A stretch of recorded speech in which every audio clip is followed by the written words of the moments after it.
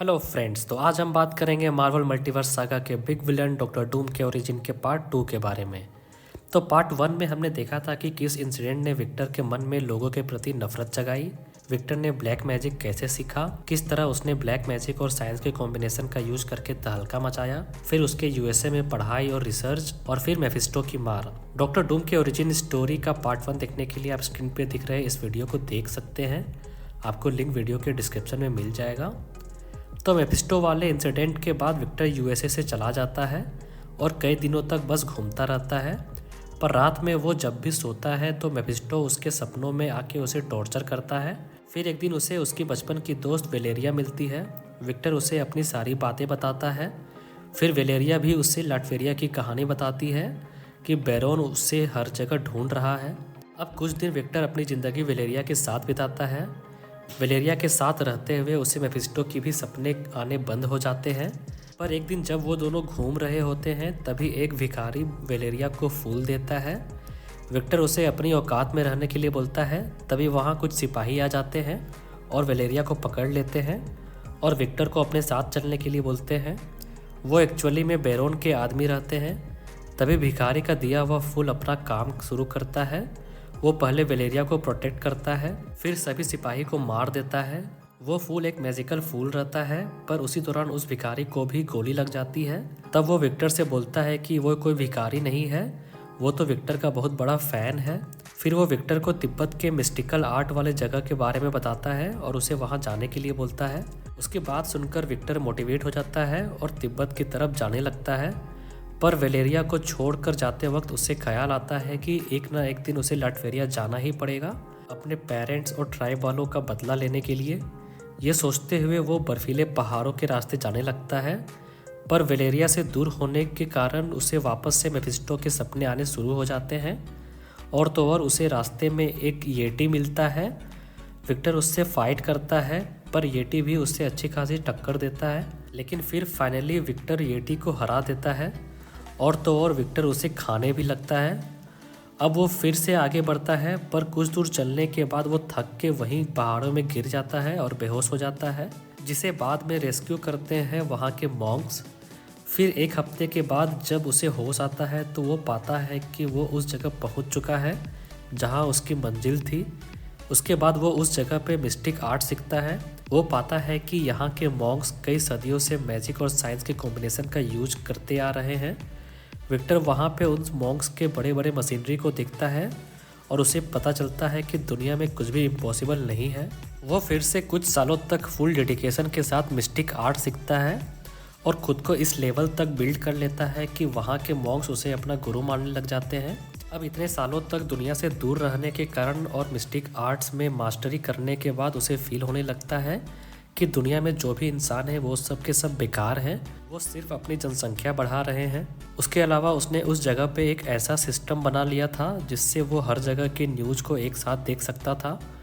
वो न्यूज़ देख रहा होता है तभी उसे कुछ ऐसा न्यूज़ दिखती है जिससे वो गुस्सा हो जाता है।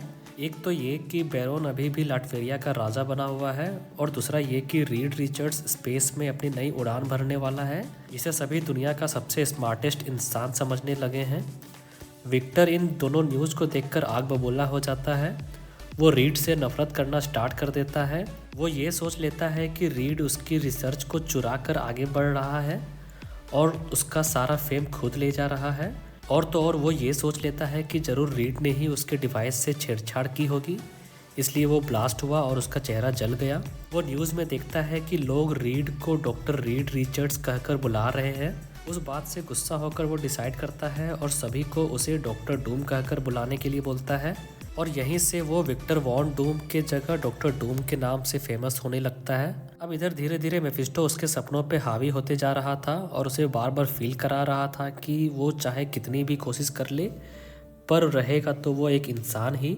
पर डॉक्टर डूम भी हार नहीं मानता है और खुद को इस दुनिया से और हर तरह के फीलिंग्स से अलग करने का प्लान बनाता है। वो एक आर्मर बनाता है जिसमें वो अपने सालों की मेहनत, मैजिक, साइंस, मिस्टिक आर्ट सब कुछ लगा देता है और उस पर एक इंचेंटमेंट करता है ताकि कोई भी डेमन उस तक ना पहुंच पाए। उसके साथ ही वो एक मास्क भी बनाता है जिसे पहनकर वो सबको बोलता है कि अब वो विक्टर नहीं रहा, वो अब डॉक्टर डूम बन चुका है। अब डॉक्टर डूम वापस से लाटवेरिया जाने के लिए रेडी हो जाता है। वो अपने एक असिस्टेंट के साथ उड़ते हुए लाटवेरिया पहुंचता है और जाते ही वो बैरोन के कुछ सिपाही को मार देता है और आसपास के लोगों को बोलता है कि वो बहुत ही जल्द राजा को भी मारेगा। फिर वो एक कैसल में जाता है जहाँ कोई नहीं रहता है। ये वही कैसल रहता है जहाँ बचपन में बहुत सारे बच्चे एक साथ मारे गए थे। तो डॉक्टर डूम वहाँ अपनी ज़रूरत की चीज़ें बनाता है ताकि वो राजा को डरा सके, पर उसे एहसास होता है कि इन छोटे छोटे अटैक से उसका काम नहीं बनेगा। तो वो अपने ट्राइब के पास जाता है। वो उनसे बोलता है कि वो बैरोन को मारकर लाटवेरिया के राजा बनेगा। ट्राइब में से एक आदमी डॉक्टर डूम का विरोध करता है कि वो सब आखिर डूम की बात क्यों माने।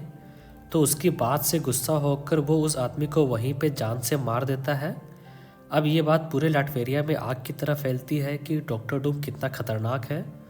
इधर डूम अपनी एक आर्मी बनाता है और उन लोगों को रिक्रूट करता है जो कि बहुत दिनों से अपने सेवियर का इंतज़ार कर रहे थे। फिर डॉक्टर डूम हमला करता है अपनी टेक्नोलॉजी और अपनी आर्मी के साथ और एक एक करके राजा के सभी सिपाहियों को मारते चला जाता है और साथ ही वो आसपास के शहरों पे कब्जा भी करना शुरू कर देता है। उसके बाद वो राजा से बात करने अपना एक मैसेंजर भेजता है।